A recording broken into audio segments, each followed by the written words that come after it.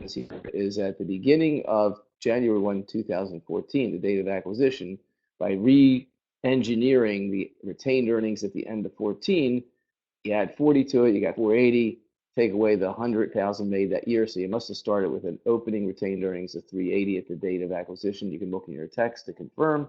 And then what happens is that you're moving up and up and up to the end of 16, and you notice is the delta. That's the word I was like.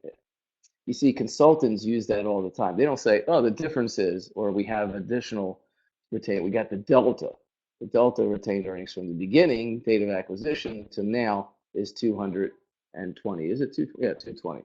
All right, so what does that mean? It just means the following, and this is where it becomes cool. It means that, where is that? Oh, well, I'm coming to that. Okay, it doesn't mean anything yet, but it will mean something as we go through the analysis. So keep in mind the $600,000 retained earnings at the end of 16.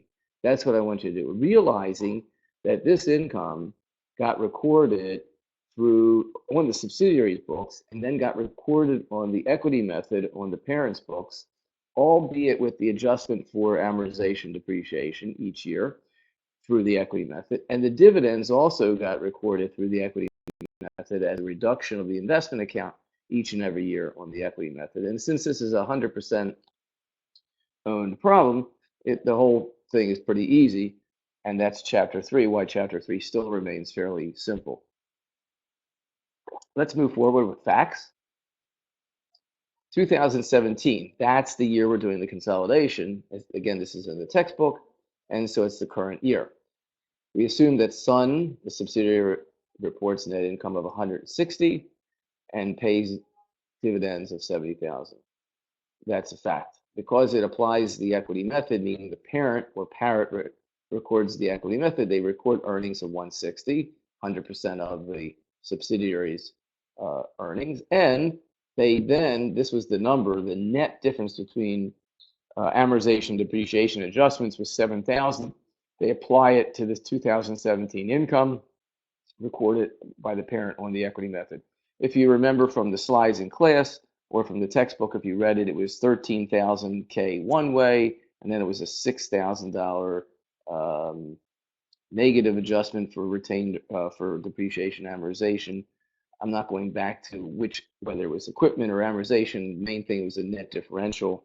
So if we draw a line, and then we put that down. So the differential each year was 7K. Again, this is right from the classroom problem that we did and right from the textbook. If you need to know, look back. The main thing is to try to follow along with the facts, which is the income was 160, but as it says in the last sentence, consequently, the parent, known as parent, reports in equity subsidiary earnings 153, which is 100% of the 160 minus the $7,000 differential, because this was a $13,000 debit, 6,000 credit of adjustment in depreciation amortization, netting 7. If you're not sure where those numbers are coming from, again, just assume that what we were seeing in the problem is that one asset account was overvalued, one was undervalued from what the subsidiary had on its books based on the date of acquisition value. This should all be familiar to you. It's chapter 2, based on the date. It's actually chapter 1, based on the date of acquisition and applying the equity method. We adjust for the lifetime of the additional values under or over by either increasing depreciation or decreasing amortization depreciation. So that's really what we have going on there. And again, go to the textbook or the PowerPoint to see where those numbers come from. Hopefully you've got that. I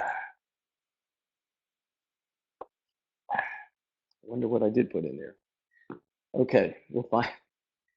Stay tuned. By about 10 o'clock tonight, we'll find out what I put in there. If my words start to slur, you'll know. All right, let's go further a little bit. We can always come back with questions that you have, and we'll see what we got. All right. Although the income, what income? The income can be constructed with little difficulty. The current balance in the investment account, Sun Company, the subsidiary, is more complicated. Oh yeah, I remember this. Oh, cool. Okay, so look. So here's the deal. We could compute the income to be recorded in the equity method pretty easily because it was 160. There's our adjustment, 7. 153 is the net difference between 160 and 7. And of course, the dividends reduce the investment account in the equity method on the parent's books. What this is saying is that that was no problem. But now, if you want to know what is the investment account at this particular time, that's a little bit more complicated to figure out. But it's really important if we actually try to see and reconstruct the investment account over the 3 years in order to see what we have to do for 17 to begin our elimination entries for the worksheet. So again, this is sort of similar to what we've done in class. Instead of just 1 year, it's a multiple year. We did it, but there's, and we probably are doing it almost exactly the same way, but just looking at it from maybe a slightly different angle. And one angle that's neat that I thought about before is that in class, certain students, and I don't blame anybody for this, certain students have had trouble understanding why we're doing a worksheet each and every year. Why haven't the elimination entries been sort of there from the prior years, and we don't have to do the prior year opening entries again each and every year? Well, pretend, in an effort to try to make this clear, pretend, for example, that Parrot bought Sun Company at the beginning of 14, and they were never asked for a financial statement by anybody because they didn't need to present a financial statement to anybody. They were, let's call it a privately held company for 14, 15, and 16. See that? 3 years. And then all of a sudden at the end of 17 or during 17, the company went public, and suddenly financial statements of Parrot, the parent company, were needed. And so you got a situation where equity method was applied to the investment account on Parrot's books for its wholly owned, 100% owned consolidated company known as Sun Company, their subsidiary. They applied the equity method all those years. And now, for the first time, they're being asked to present a financial statement, and it has to be consolidated. Parrot has to present a financial statement that's consolidated per the rules of a 100% or a controlled company, and we control it certainly at 100%. There's no question about that. So therefore, there's been no previous consolidations, and so the worksheet's got to do everything for the year 17, including bringing up to date where things would have been at the beginning of 17, so that the 17 year can be shown as a whole. Let me say that again. Even though the same theory we're going to do on the worksheet can be applied even if they really did make consolidated statements every year, what I'm trying to do is get you to understand why this worksheet's going to always look the way it's working, whether they did or not. Let's pretend that they didn't do consolidated statements in the prior years. All of a sudden, you got to do them, and now you got a year where there's been no elimination entries, no adjustments in any form for what the consolidated statement should look like, and now you're doing 17 for the first time. So, hey, what would it have looked like at the end of 16 going into 17? What would our opening balances look like? And now we're going to record 17's activity. So that's really what's happening in the 17 year, the consolidation, and that's any year. That applies to any year we're doing, whether it's 1 year, 10 years, 50 years, or a million years. I wonder what a gap would be like a million years from now, but it's worth thinking about in another class. At any rate, if you think about it that way, then the worksheet will always come to you in a manner of understanding why we're doing the elimination entries we are doing. So just for purposes of tonight, pretend that consolidated statement wasn't done in 14, 15, and 16, and now we have to do one for the first time in 17. I know, one more time parenthetically, the same rules apply even if we had done consolidated worksheets in the past, because they were just worksheets. They were never booked anywhere per se. I was just trying to say this to help those of you who've had issues in trying to understand the concept of the worksheet each and every year. I don't know if that helps, but I'm trying. Okay, next on the list. All right, oh, this is cool. So here, this is really, really cool. So what we're doing here is we're actually reconstructing the investment account from the beginning up until the end of 16, so we know what the investment account looks like at the beginning of 17. Remember, what we need to do is we need to get balances in place at the beginning of 17, like we would do for any year if we were doing a financial statement. We need to know what the opening balances look like and then apply the year's activity to get income statement, statement of cash flows, and the balance sheet at the end of the year. I mean, that's basic intermediate accounting, or even prior to intermediate. In order to do a financial statement, we need to know what the opening balances were, what the activity was for the year, so we can do income statement, cash flow, and balance sheet at year end. And so what we're really going to be doing now is we're really going to be first, or part of our, I shouldn't say first, but part of our elimination entries is in an effort to bring opening balances into consolidation format, so that when we do the year, we have a year that's fully consolidated. You'll see it when we get back to the worksheet in a second. All right, so let's see what happened here. What happened? Nothing. Okay. That was the Wall Street Journal report sending me some kind of announcement. All righty, so here we go. This is the numbers. Again, you can look to the textbook to go back and go over them, but let's just assume that the numbers are correct, and they are, of course. This was the date of acquisition value. Remember, this is 100%, so it's easier than what Chapter 4 will be. It's 100%.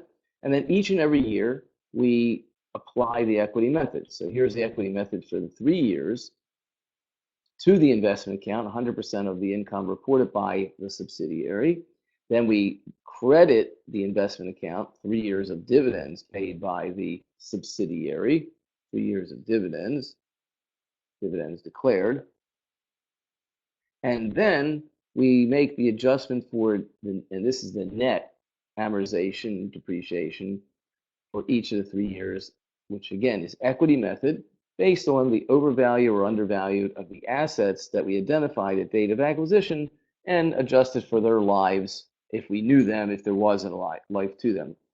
By the way, there was goodwill in this problem, and the goodwill has not been amortized under the option for private companies, and the goodwill in this particular problem has not been impaired. So the goodwill which was calculated in the problem in the textbook at 80,000 is going to remain at 80,000. And that's just a side fact. All right, let's take a breath. And this is going to be the number after you take the initial acquisition price, apply the equity method. And you notice what's really happening? This is kind of cool. We're actually applying the equity method over a 3-year period. So we're taking 3 years at a time, like 3 years at a chunk, and applying the equity method to come up with the ending balance in the investment account on the books of the parent company. And I didn't mention it, but this represents the last year, 2017. Based on this analysis, you would now be able to say, by just moving this back 1 year, you'd be able to say what the investment account looked like at the beginning of 17, and now you know what it looks like at the end of 17. So here's the income for 17, 100%, the dividends, 100% reduces the investment account, and there's that depreciation adjustment, the net for that year. So this is really just a composite analysis of 4 years total of equity method to get to the ending 2017 investment sum company. Where are we going with this? Just hold on to your seats. We're going to go to the worksheet right now, and the answer to that question, Alex, is for the moment, yes. We're only working with the equity method.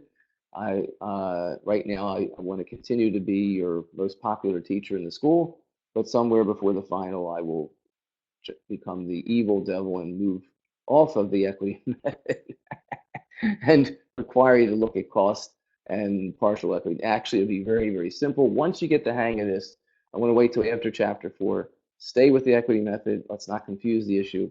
It is not hard to move off of it, but for the moment, I am having compassion, and also I want to keep my job until the end of this semester. So therefore, you will only have the equity method on Tuesday's quiz. Yay! I can hear the yeah, that's right, April. I can hear the cheers all the way from College Park campus and beyond. Okay, moving on. Let's take a look at. I hope you can see this on your screen by either blowing it up or something like that. I might wind up doing that, which means I won't get to see the chats for a few seconds while I'm doing that. But right now, what I'm going to do is see if I can do it by looking closely at the screen. Whoa. Okay, that was a little too close. Here is the consolidation. Again, we're going to go through the theory of it. You're going to have to practice, and one way to do it would be to take your textbook, maybe take a picture or a PDF scan of this particular part from the textbook, white it out, or take the Excel spreadsheets you did and zip them out and start all over again, just to get the practice for how to do these things. I'll point out, as we go through it, I'll point out a couple things that you need to keep in mind that would be helpful for the quiz. Let's look at the A entries first, because the A entries are sort of the trickier part, I believe, of doing these problems. The A entries are bringing into balance the assets difference, the difference in the assets based on the date of acquisition, but bringing them into balance for the beginning of the year we're doing. Let's say that one more time. I know we did it in class, but let's say it one more time. The A entries bring into balance the difference in the asset values from date of acquisition based on the book value at date of acquisition, but bringing them forward for additional depreciation and amortization. And it's for the beginning of the year. Again, why the beginning of the year? Because we're going to do depreciation for this year on those assets, and we may do impairment on goodwill this year if there is. And so what we want to know is, in order to be able to do an income statement properly, we have to have those beginning balances in place, and then we move forward to the income statement for the year again. So that completes the theory that I mentioned earlier, is that you want to have beginning balances in place, and then you do the year as a whole. Let's just take a look at the next and final slide, and then we'll come back to this. This slide is what you would need to do, or it would be recommended to do, in order to do the A entry like that. Wait a minute, let me try to get like that. Did you hear that? Let's try with this hand. In order to do the A entry like, there you go, that was good. Like that, this is a kind of schedule that will really help you in these multiple year applications. And what we're doing is we're showing you the original differential between date of acquisition value versus the differential or delta between the book value. So you can actually now trace the history of the trademarks and say, well, for crying, yeah, you're going to be able to bring notes. I just seen that. Yes, you can bring notes. Why are you arguing with each other? Oh, Alex, you're not allowed to bring notes. That's why. Everyone else is. Okay. Yes, 3 pages of notes front and back. If that's what we decided, that's fine. Just 3 pages, handwritten, no types, no typewritten, no cut and paste. Has to be handwritten. Just 3 pages. 1 per chapter. That's why it's 3 pages. That explains it. Somebody was probably asking, why 3 pages? Okay, 1 per chapter. There you go. I just thought of that, but it sounds pretty good. All right, so here we go. So this schedule is showing you that, and you can tell the history. Even if you didn't know the facts, you would say, oh, you know what? Must have been trademarks were valued at $20,000 more than the book value on the subsidiary, because here you got an allocation that shows that trademarks have to be booked up on the consolidation by $20,000. See that? This showing that the trademarks are booked up for the fair value of $20,000 more than the book value at date of acquisition. And now you know another thing by looking at the schedule. You would say, and now I'm going to throw this question out to the audience here.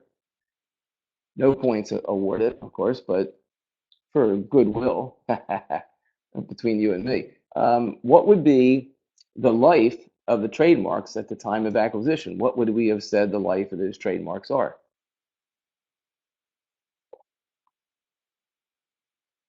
Now no one's writing. See, before it was like, are we allowed to bring pages or? I don't know what you're writing. 10 or 7. What? The life of the trademarks based on the schedule that you see for amortization.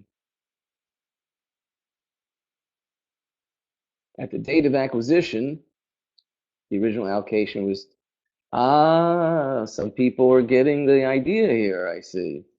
All right, we got some winners out there. Anybody else?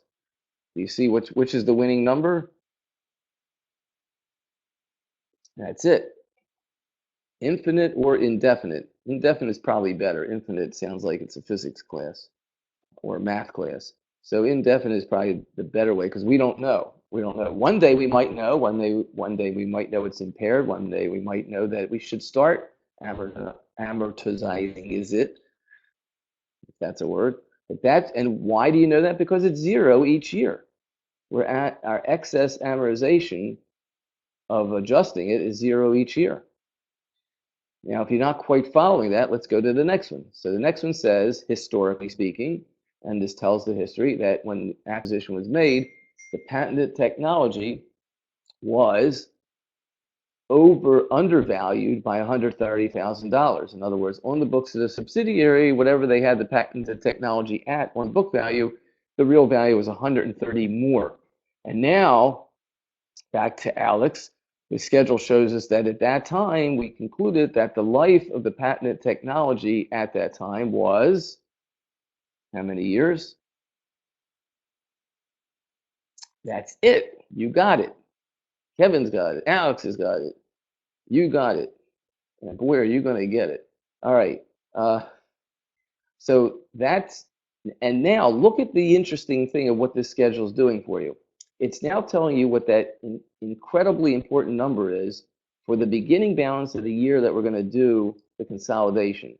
Now we know that the trademark beginning balance is 20. That was easy because there was no amortization between. But when it came to the patented technology, so you don't make the mistake and take 4 years because you think you're doing 17 and it's, watch this, 14, 15, 16, 17. So you think you're doing 4 years. You're concentrating on the opening balance and it's 14, 15, 16. You're just doing 3. And by keeping the schedule this way, you would know that the opening balance is going to be a net 91,000. The 13,000 is depreciation each year. 130 minus the 13 3 times, and bingo, 91. You'll see this number in the worksheet with the A entry, so just hold on to your hats. Look at the equipment, and this is important to keep this in mind for the quiz and going forward in Chapter 4. The equipment in this case goes the opposite way, and you just got to get used to this because it's not intermediate accounting. It's not something you're used to, so you just sort of got to just drill it in or put it on those note papers so you can sort of go back and see what you got to do. In this case, the history is telling us at date of acquisition, it's telling us that at date of acquisition, the book value on Sun's books of the equipment was $30,000 more than the fair value, So each year we're going to, quote, negative depreciate the equipment because the fair value is actually less. Why? Well, let's do one more thing with this. It means that on Sun Company's books, each year they're going to depreciate the equipment for $6K more than we want the consolidated to be doing.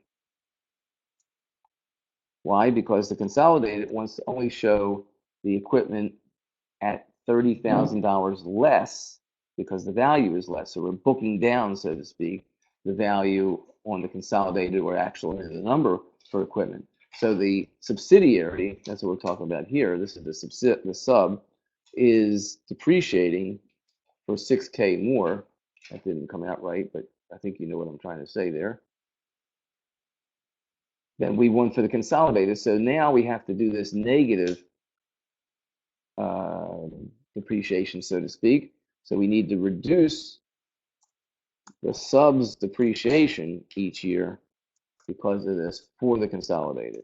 That's really what's happening. So if you haven't followed the theory before, hoping you're now getting it tonight. That's I'm hoping, because it's important to get the theory for the day when you take the CPA exam and you forget how to do S entry, I entry, D entry, and all that kind of stuff that we're sort of memorizing here to get through the course. All right, so that's why it's in brackets. That's exactly why it's in brackets, because what we're doing is we're bringing the equipment depreciation on the books of the subsidiary, we're reducing that depreciation. And as a result, at the beginning of 17, because we depreciated 3 years, the equipment now is $12,000 differential between the books of the subsidiary and the consolidated statement based on the original value of date of acquisition. Historically speaking, this will go back, and we'll try to see it better when we do the worksheet. At the date of acquisition, the equipment was overvalued on the books of the subsidiary compared to the real fair value at the date of acquisition. So now we're bringing that back closer to the real value based on the subsidiary by this negative depreciation. Again, hopefully you'll see that better when we get to the worksheet. And there's the goodwill. I mentioned it was 80,000, and now you know that the goodwill has neither been impaired nor amortized over the 3 years. Any questions thus far, and then we'll go back to the worksheet.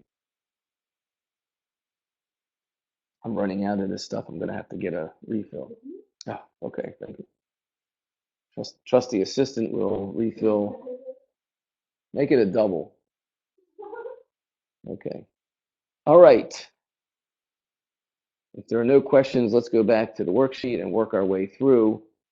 And I think what I'm going to do for purposes of reducing eye strain here, I'm going to blow this up, which means I won't see your chat screens until I unblow it up, but I'll do that every so often. So let's see. Thank you very much. Okay. All right. Now I see it. Now you see it. Let's take a look at that A entry. Off the A numbers. Look what we did. For the A entry, the trademarks are worth $20,000 more than they are on the books of the subsidiary. Why? Because we didn't amortize any of it from the day. And if you need to know again, just look back to the schedule. Trademarks are worth $20,000 at the beginning of the year. See how the schedule works so great? It shows us it's worth $20,000 more than on the books of the sub. So we make a debit to the trademarks. Now you come to the patented technology. The technology is worth $91,000 more than on the books of the subsidiary. Why? Just look back here and you see the 91,000. You do the math, you do the schedule, and you got it made. And then when it comes to the equipment, it's the opposite. Oh my goodness, it's the opposite. It's worth $12,000 less than on the books of the subsidiary. Go back here. And by the way, we didn't do it, but you could see that this life of the equipment must have been 5 years in order to have $6,000 each year. That means 5 years was the life of the equipment at the time of the acquisition. So look what the A entries have already done.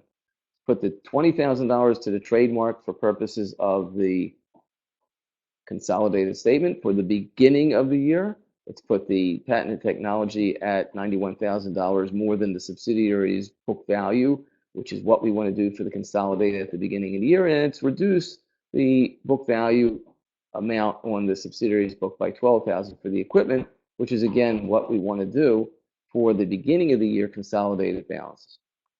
That's part of the A entry. So we have 1, 2, 3 parts of the A entry, and then we have to look for the rest of the A entry, which would be the goodwill, $80,000 debit. We put that on because at date of acquisition, we actually paid $80,000 more than the net identifiable assets that we could identify between book value and fair value. Again, that's the opening date acquisition chapter 2. We identified $80,000 of goodwill, and so the A entry includes that. Now you've got debit, debit, debit, and a credit, and we need to credit the A entry out to balance it, and there you go. So if you do the math, you'll come up with $179,000 credit balance, and that goes against the investment account. All right, let me see if this works. Hold on a second. Any questions thus far?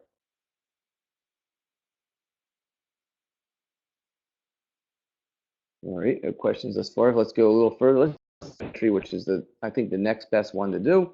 The S entry again stands for stockholders' equity, and we could start from the bottom. Might make it a little bit easier. We know one of the reasons why it pays to know the theory of what we're trying to do is that since we know that the equity section of the subsidiary has to go to 0 because it's not part of the consolidated, It's owned 100% by the parent. So you can just easily say, all right, so this is a credit balance here. That means we got a debit there. This is a credit balance of common stock, so we're going to debit that. And we got S entries almost halfway done already.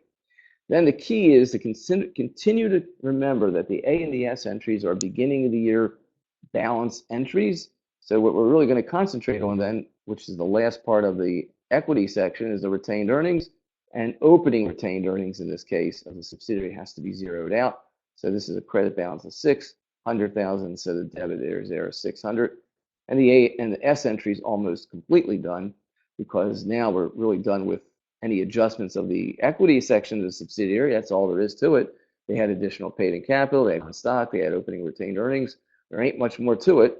We're done. We just have to credit it out, and it's a credit to the investment account representing the purchase price at the equity section today, meaning beginning of the year 17.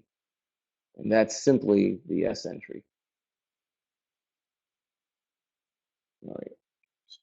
I don't see any more questions at the moment. So we'll go back to the worksheet. Oops, wrong worksheet. This worksheet. Okay, let's go. That wasn't a worksheet. That was a work in progress, or a depreciating work in progress. Okay, here we go. Let's do the next. The E entry is for the expense of depreciation or amortization, which could be an expense like it shows here for the $13,000 for amortization expense, representing what we're doing with the patented technology. But it can also be a credit balance at times, which is the $6,000 we're doing for the equipment. If you're not sure, that's where I think this schedule is really the most powerful schedule to do, particularly when you're doing multiple years. It only takes an extra few minutes to lay it out, but if you lay it out, you can't go wrong, because you'll know your opening balances, plus you'll know the adjustments each year.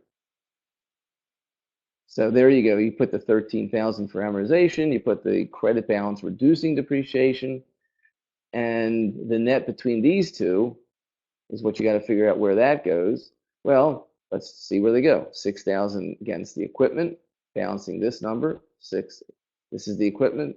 So since this was a credit, even if you don't understand what you're doing, you know this is going to be a debit. That's the equation. And since this was a debit here, additional amortization, so you know it's got to be a credit here. And again, what we're doing is we're actually doing it net.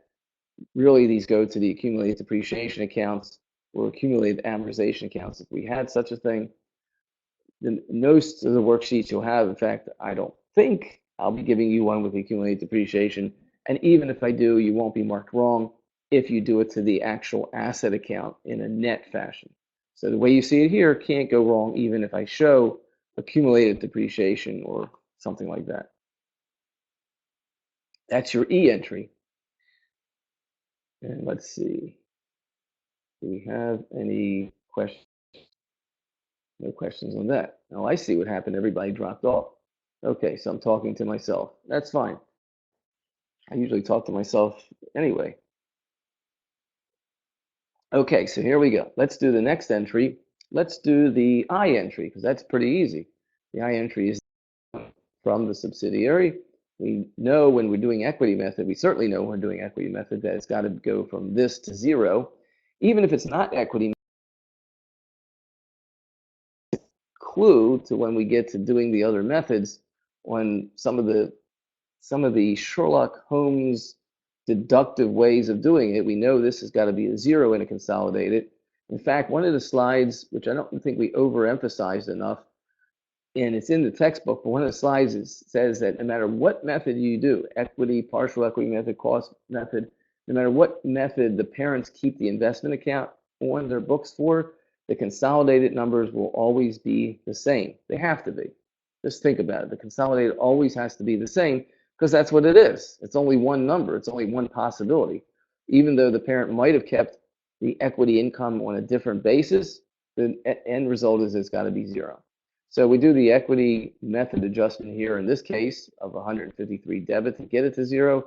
Now you got to just know where to balance that out, and it'll get balanced against the investment account, because after all, where did this go? Where did that 153 actually get adjusted to. So let's see, what am I trying to show you here? I'm trying to show you that the income from the subsidiary, which is 160 minus the 7 in the year 17, was 153. The other 70 represents the dividends, but the actual income was this account, the 160 minus the 7, which is 153, and that's where it comes from. That's the year's equity method adjustment, so that's why it's 153, and we get to 0.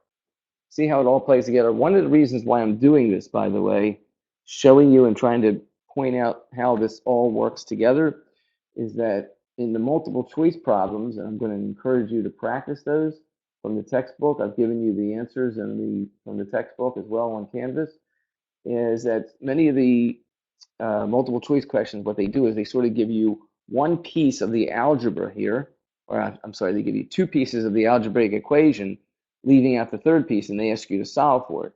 So if you know where everything's coming from, you'll be able to easily put it back together and get the right answer. For example, they might not tell you how to derive the 153, but they'll tell you the income for the year and the amortization. So that's how you derive. So you have just to know where everything's coming from.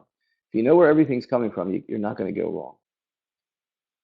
But I think also important is to know that the 153 has been included in the investment account.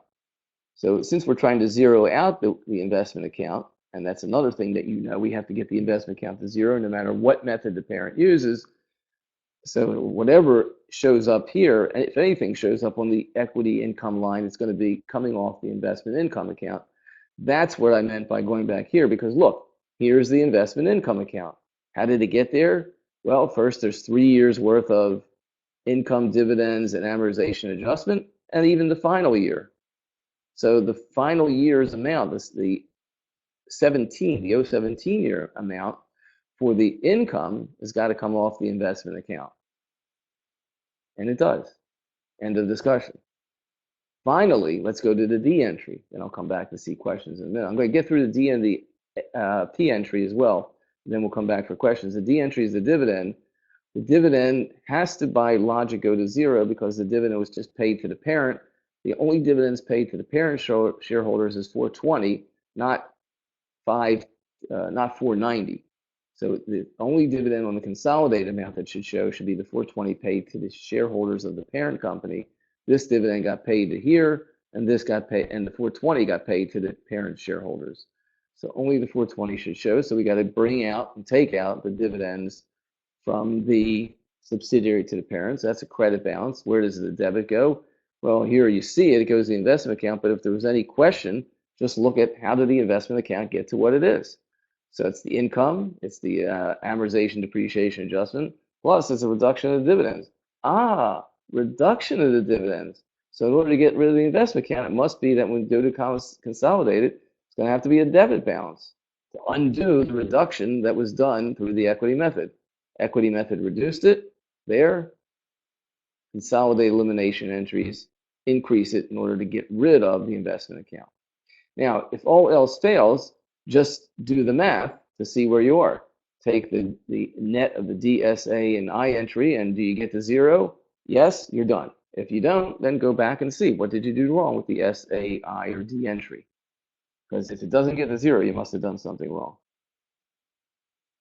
One last thing, then I'll go back to see what questions you might have, because this will finish up the worksheet. And you now see it for the first time in our discussion. You had it on your homework problem, but here is that adjustment for intercompany loans. They call it the P account, which I guess means payables in this case. And you see that it doesn't matter who owes what to who or how or when or why. You just need to know the number. You reduce the asset, the receivable, by the intercompany loan amount, and you decrease the payable on the intercompany loan amount. So we don't really care who owes who gave it to who, or who didn't give it to who. We just get rid of it by this method. And now we're done, except for the bringing it over to the balances in the consolidated total side, which we'll conquer in just 1 minute. I'm going to go back to see if there are indeed any questions thus far. So I'm going to take a minute. And you can, if you got any questions, let me know.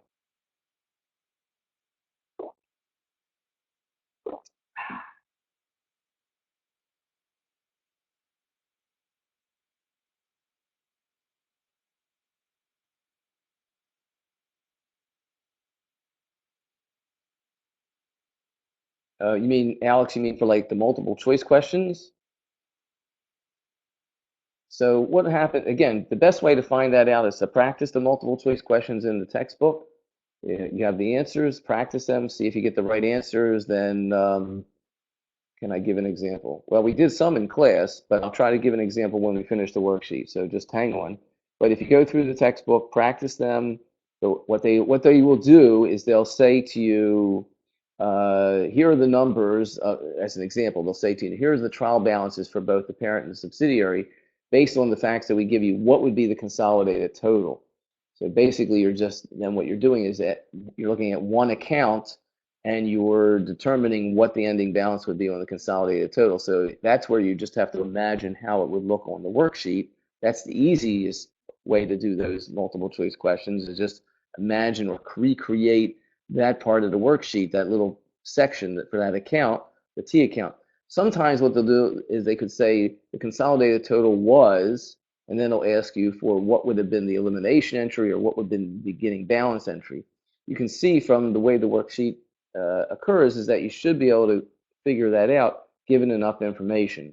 The most dangerous part of some of those multiple choice questions is where they'll ask you something about maybe the acquisition date price, and what they'll tell you. We've seen this. We actually saw this a couple times in class. What they'll tell you is they'll say the book value of the company was something or other. What you're looking for is you're looking for the equity in order to be able to determine the original book value. So sometimes they'll tell you that the book value, sometimes they'll just tell you the retained earnings, the common stock, and the paid in capital. They won't tell you the book value, but it's all there for you to do the math and put it together. That's sort of what happens with these questions, is they won't give you a worksheet, but knowing what the worksheet looks like and knowing what the acquisition date method works like, you should be able to figure it out pretty easily. All right, any other questions?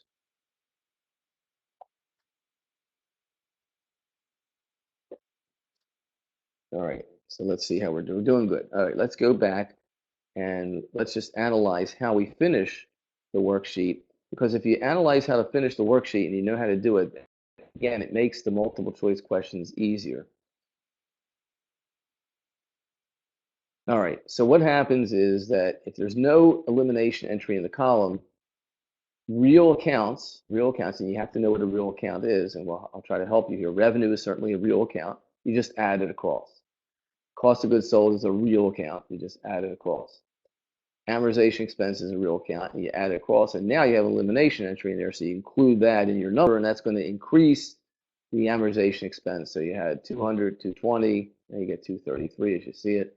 Depreciation is a real account, so he's added across 100, 140. And notice what's happening here, by the way. You're adding in the amortization, depreciation of the subsidiary.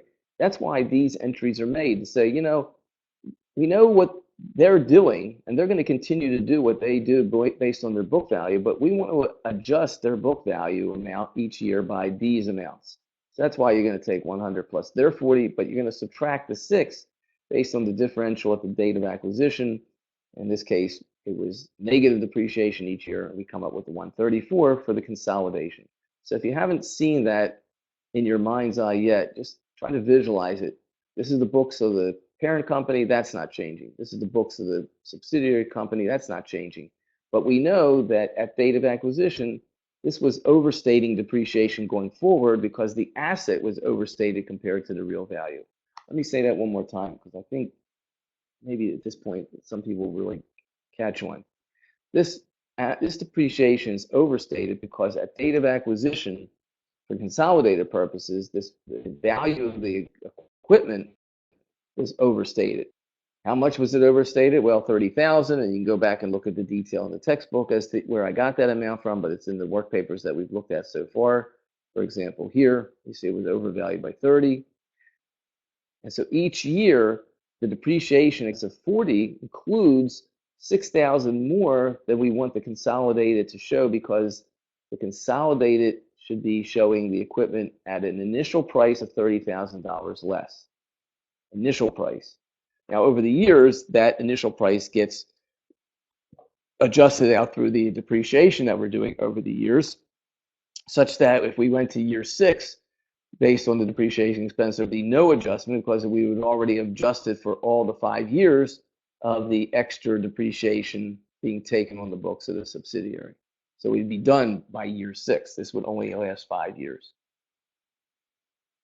Why? Because in this problem, it's a 5-year deal. Just look at the numbers here. This represents 1/5 of 30 each year. It could be different. It's not always 5 years. It depends on what the life is that you're told of. All right, so I think that hopefully that explanation helps. Here, this is a real account also, but we know we're adjusting that to 0, and there's your debit, and that gets to 0. This is not a real account where you see the lines and it says net income. That's a computation. You got to remember that. That's important. That's a computation. So what you're going to do now is you're going to take bing, bing, bing, bing, bing. You're going to take this as a income account, credit, and debit all these debits, and you'll come up with a credit balance, net income. And as we've already said many times, this net income, in the case where the parent's 100% owner of the sub and they're applying the equity method, this number should equal this number here. Bingo. And it does. Moving forward, opening retained earnings is a real account, so you're going to take this and add it across, and you're going to get the opening retained earnings to be exactly what the parent is. That's true all the time. Great, we're in good shape. Net income, the worksheet tells you it comes from above, but sometimes the worksheet's not going to tell you that. You need to know net income is not an account. So we don't add these across. This is going to come from here. Net income, just bring it down there. It's a computational now. Dividends declared. Well, dividends is a real account, so we're going to add those across. And of course, the subsidiary amount gets wiped out since it's 100% owned by the parent company. And this, again, there's the lines. It's retained earnings end of the year. That's not a real account. It is a computational account. You take this, you take that. Bingo, you know how to do retained earnings, opening retained earnings, net income, dividends declared. You get the ending retained earnings. Move forward, current assets. That's a real account. Add it across, get what you get. Investments, a real account. Add it across. You better get 0. Or if you don't get 0, don't make it 0. I'm serious. If you don't get 0, make it 0 because you know that. So you'll get credit to know that, to tell me that you knew it was supposed to be 0. In other words, when you do all these entries, if it doesn't come out to 0 because you're doing something wrong in the heat of the moment of the quiz, just make this 0. That'll at least give you some credit. You won't lose all the points. Trademarks is a real account. Add it across. Patented technology, a real account. Add it across. Equipment, the same thing. Goodwill, the same thing. Then you come to total assets. Bing, that's not a real account. That's a computational. That's why the lines are there.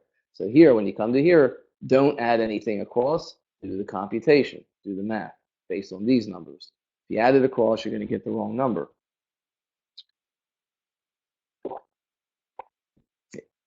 Then we come to liabilities. That's a real account. Common stocks a real account. Additional paid in capital is real. Retained earnings end of year is not a real account. I know, again, the worksheet here clues you in. And where are you going to get the ending retained earnings? Wow. How do you like that? You're going to get it right from there. You're going to plug it in, do the math. Hopefully at that point, your total assets and your total liabilities and equities balance. If they don't, means you did something wrong. Could be just a math error. So, what you could do is you could just write on your paper, realize that they need to balance. They're not balancing. I don't know what I did wrong. That would, again, give you some credit that you at least know that they have to balance. Of course, if you don't know that they have to balance at this point, I invite you to meet with me Tuesday morning. I have several majors that will work real well for your career. Okay, let's take that box, and we're going to stop here for any questions. And I'll make the first question, and then I'll take any other questions you have. All right, so the quiz would be in the following format. You'll have, I think it's the same format I've been announcing. You're going to have 5 to 10, probably less than 10 multiple choice questions. So practice the multiple choice in the textbook because I'm probably going to get lazy since I was born lazy. I'll probably get lazy and just take some of them right from the textbook, maybe change them slightly. So practice those. Again, you got the answers on Canvas, so you can practice to your heart's content. And then there'll be one worksheet. It will be a multiple year worksheet. It'll be just like we have here. Sometimes I can't get the printers to print it where you got all the columns, so you might have to bring a ruler and just move the numbers across. You'll certainly get the first two columns. You'll get all the facts you need to do it, and you should be able to come up with a balance sheet. It's all three chapters, so I would say that of the multiple choice questions, probably two from chapter 1, two from chapter 2, two from chapter 3, and that makes 6. So that might be almost perfect. It might be 7 or 8, which means there might be a couple more questions from chapter 4.5. Oh, I know one clue. Those of you who do watch this, whether you watch it live or through the recording, one clue is don't forget to review from chapter 1. I'll answer that question in a minute, Alex, so hold on. Don't forget to review from chapter 1 what to do when inventory is sold between companies and not all of it is sold at the end of the year. There'll probably be at least one question on that. You may not remember that from chapter 1. Go back, review it. Again, inventory purchases between two companies, and at the end of the year, oops, not all of it sold. So what we do is we pulled out some of the profit that hadn't been realized. Remember the unrealized profit, we pulled it out, we made an entry under the equity method. I would only ask this on an equity method approach to a la chapter 1, so you don't have to worry about applying it on a consolidated basis, but there'll probably be one question like that, and so I would definitely review that. And if you don't follow that, tomorrow night is another night before the quiz.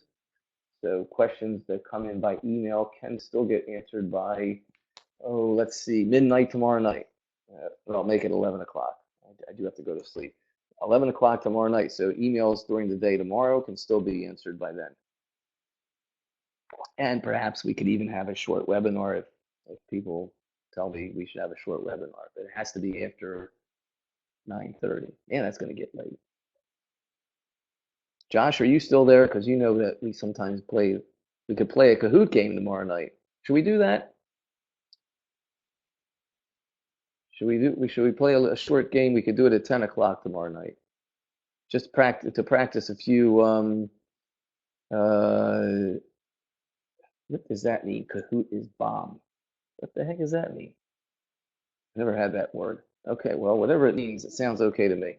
So tomorrow night at 10 o'clock, we can, for a half hour or a little bit less, I'll put together some multiple choice questions we can try together. And what happens is we'll do maybe 3 or 4, including one on the inventory. And if you don't get the answer, I'll be explaining it, so that will help study. April asked for the consolidator. Are we going to give a worksheet? Again, I don't think you'll have to make it up from scratch. You'll certainly get the first 2 columns. But if I can't get the printing guys downstairs to get me all the columns on a particular page, you might have to just draw a line and do the last 3 columns yourself.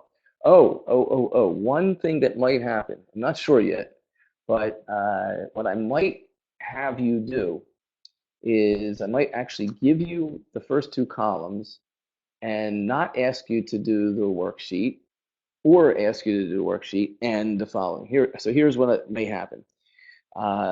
This is kind of cool, actually, because I think it's really a good way to learn. That's why I'm doing it. I'm not doing it to be mean. First of all, I am mean, but I was born that way. Now I'm not trying to be mean. I was born that way. But here's the deal. What we might do is we might say, here's your first 2 columns. Show me, and this means you'll have to do the elimination entries on your own and calculate it out as if you were doing a worksheet. I might just say, show me the income statement, show me the schedule retained earnings, and show me the balance sheet in that format. Like, the truth is, it's all right here. It's all right here. But I might ask that question just so that you have to go through the motion of realizing that's what you're doing. You're creating the consolidated income statement. You're creating the consolidated retained earnings. So I'm not sure how important that is that I actually do it that way, but it could be. It could be. You didn't get I'm sorry if the video was freezing. So the answer is you will definitely get the first 2 columns. Whether or not I can get all the columns on there by the printer is yet to be determined. I'll know that probably tomorrow night. I'll know that probably by tomorrow night. So any other questions right now? On the schedule is tomorrow night at 10 o'clock. We'll play Kahoot. I'll send out an announcement. I get maybe 5, 6 practice multiple choice questions so you can get your hand at that. But I encourage you to practice those during the day tomorrow in preparation for the quiz. So the answer to that is it's a little bit of both. It's a little bit of both. And the reason for that is that's what the doggone CPA exam does. In fact, the CPA exam is more likely to ask you the theory rather than computation, but it's both. And when I say more likely that they'll ask the theory, I'm talking like 60% to 40%, something like that. And then 1 year it'll be 40, 60 the other way. So we're going to do a little bit of both. And I'm sorry if the video keeps freezing. It must be because I'm feeding the video this thing. That's going to be why. And it's probably the internet connection. How many people were seeing the video also break up besides Amar and April?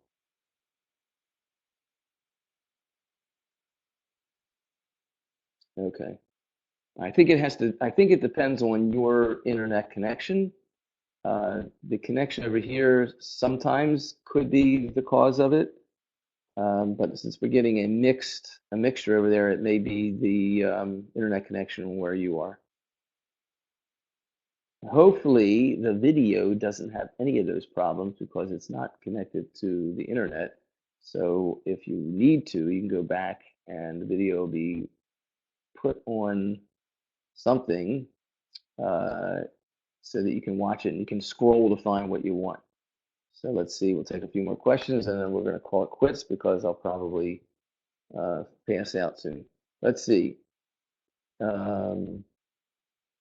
Yeah, there's inventory problems. You did the problems from homework. That's fine. Then you should be fine. April, hopefully somebody will help you out, or I'll say it very slowly to see if that'll work. Equity is debited in the first year and others is debited on the second year. I'm not sure I understand that question, Alex. April, on your answer, the first 2 columns will always be there on the worksheet. Whether or not you're going to have to create columns 3, 4, and 5 will depend on what the printers can do for me. Sometimes in the past, the printers have only allowed me to get the first 2 columns in there, and you got to create columns 3, 4, and 5. You got that? And now I'll look at Alex's question while waiting for April. You want to know, sometimes equity is debited on first year. Okay, homework problem 319. If you, Alex, do me a favor, send that to me in an email with a picture of it or a little bit, some of the numbers, and I'll answer that offline. And for those of you watching or listening, if it comes out something that I think you should all hear, I'll send it out in an announcement as well. Okay. Anything else out there? Anybody else questions? I'll hold this open until about 2 o'clock in the morning. Just kidding. Connor, I thought I saw you writing. Oh, well, thank you for saying that. You get an A for the course. How's that? Marcio, you get an A minus. This is in order of who came first. So so don't be the 4th person to say it because you get a C minus. As you know, be like this. So first person says thank you, so you get an A. Next person gets an A minus. Then the 7th person says, hey, thanks, but you get a C minus. How do you like that? So I guess so. I guess you won't be saying thank you too many times tonight. No, but seriously, 10 o'clock tomorrow night, we'll do one more. Josh knows it. It'll be a little fun, but also education. We'll do about 4 or 5 multiple choice questions on Kahoot. So just have to get ready for that. I'll explain what to do when we get closer to the 10 o'clock. It might be 10:15, so just watch for an announcement of the exact time. And that is that. Any other questions?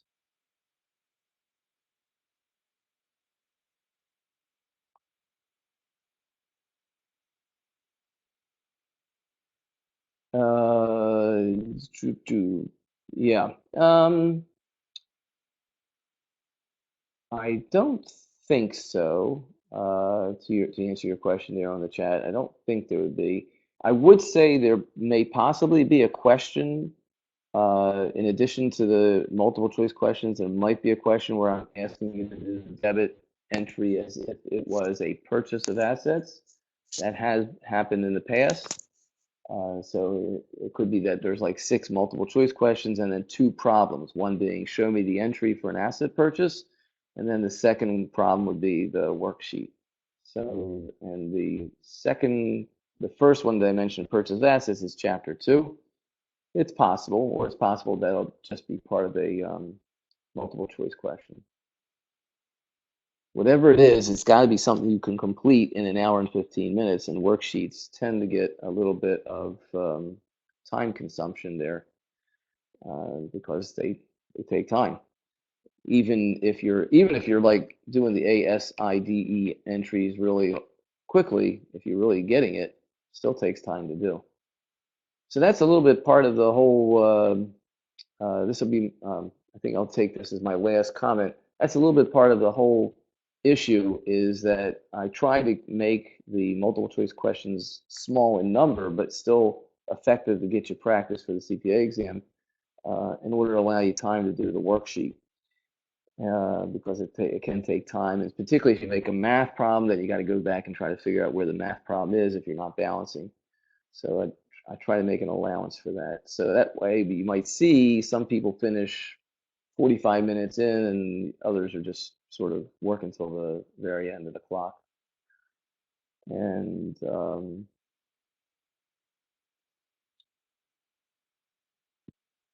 I think that's all I need to, I think that's all I have to say about it.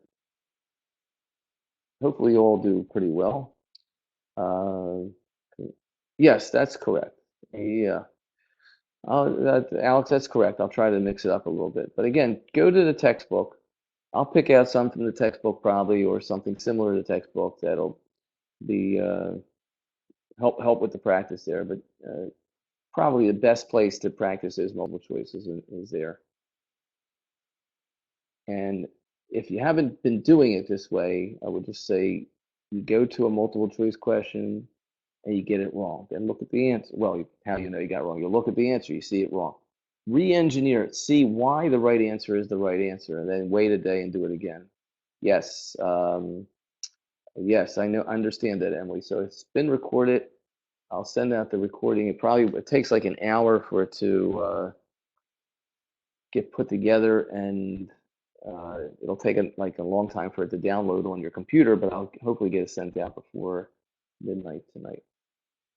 All right, that is it. And okay, see, Emily gets a B+ because she said thanks. Good job. Amor gets a B. Man, this is just a tough. I'm kidding. Okay, I'm kidding. All right, have a good night, everybody.